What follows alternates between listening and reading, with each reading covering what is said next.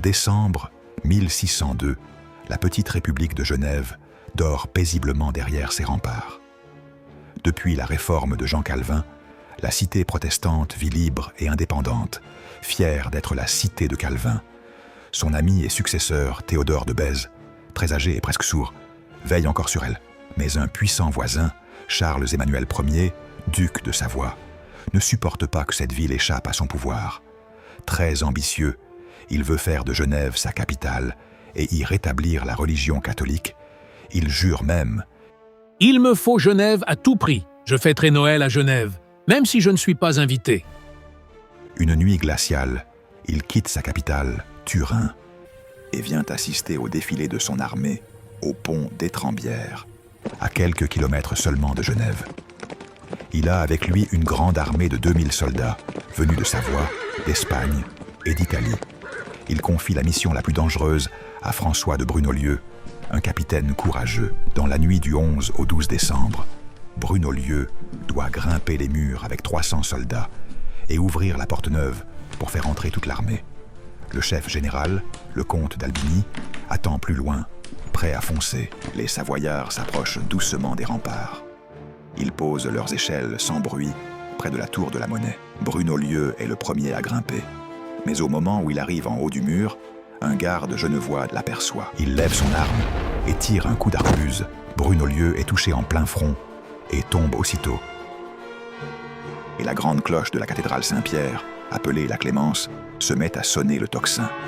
Les habitants se lèvent en sursaut, s'habillent à la hâte, saisissent des armes, des bâtons, même des outils de cuisine.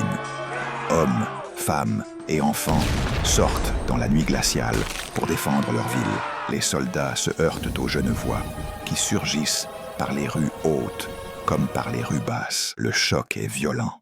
Parmi eux se trouve Isaac Mercier, un jeune homme courageux. Il court jusqu'à la porte neuve et parvient à couper la corde qui retient une grande herse de fer. Celle-ci s'abat d'un coup, empêchant les ennemis savoyards d'entrer dans la ville. Un coup de canon est lancé par les citoyens genevois. Les contingents savoyards, stationnés à l'extérieur de la ville, à plein palais, confondent ce coup de canon avec le signal de l'attaque. Ils se croient vainqueurs. Mais il n'en est rien. Partout dans la ville, la bataille tourne à la catastrophe pour les attaquants. Dans une maison voisine, Dame Piaget vit des moments terribles. Elle entend les cris et les coups dans les ruelles. Prise de peur, elle pousse de toutes ses forces sa lourde commode contre sa porte pour empêcher les ennemis d'entrer. On racontera plus tard qu'il fallut 3 hommes pour la déplacer.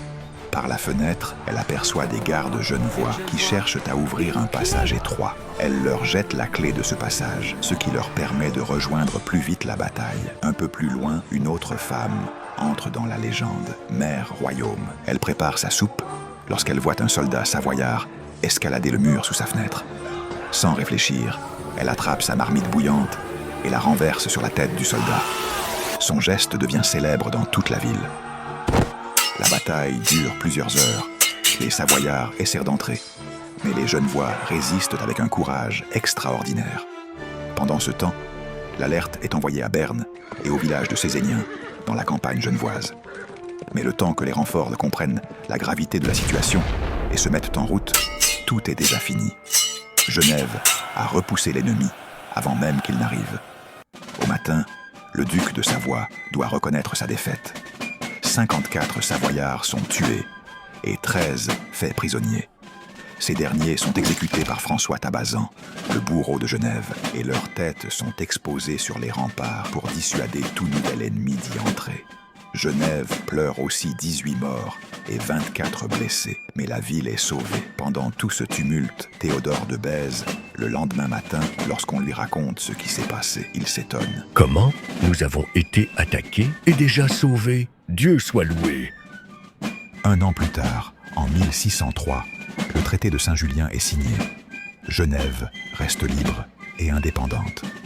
Le duc de Savoie doit abandonner ses rêves de conquête.